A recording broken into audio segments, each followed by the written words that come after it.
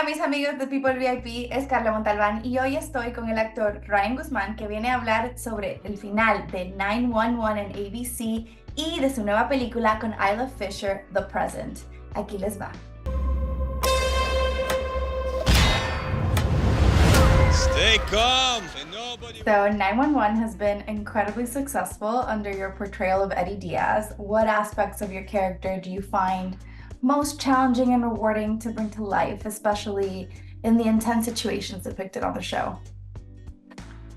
Challenging. I mean, Eddie is such an incredible character to play and have fun with, and I I do just that. I try to have as much fun as I can with him. I think the harder parts for me to play though are anything closer to my real life. I mean, there's been so many different parallels, and it's kind of weird. We always kind of feel as if the writers have bugged our trailers. Like, wait a second, I just talked about that last week. Why is this in the story? Um, and it's interesting. So it's like, yeah, when it touches a little too close to home, you're like, ooh, I don't know if I want to do that. But it actually brings out, the realist version of the character, and there's a level of connection that you can get.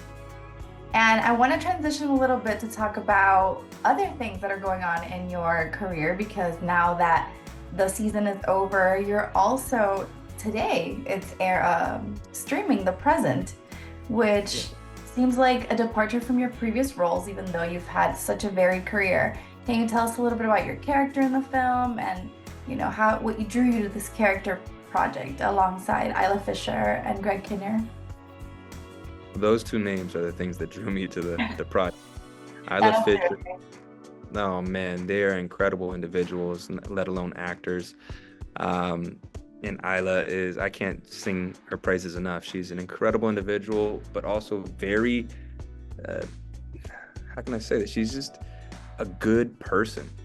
And she gave me incredible advice and connected advice and grounding advice. So in between these scenes, she was always in my ear about like, Brian, you could be so big, you could do so much, so why don't you start doing this? Why don't you go to Netflix and get a 3-picture deal? I'm like, well, it doesn't work like me.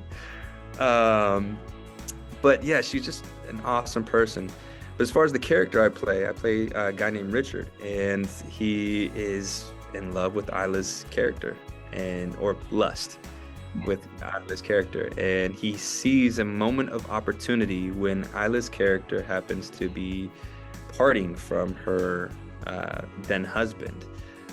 So he tries to take advantage of that, but in a comedic way. So it was a nice role to play, and it was fun to kind of stretch those comedic tissue again.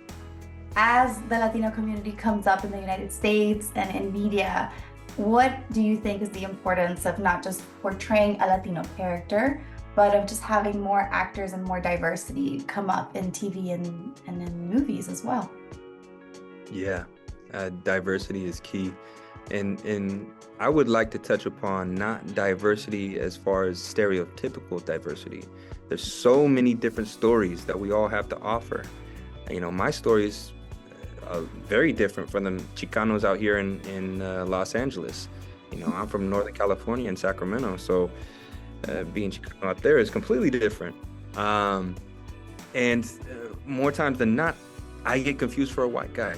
So like having that kind of story being told, which isn't really told too often on television or movies, to be, known in the world as the Latino actor, but then as soon as you get off of the set or step away from a podcast, they think of you as a white boy.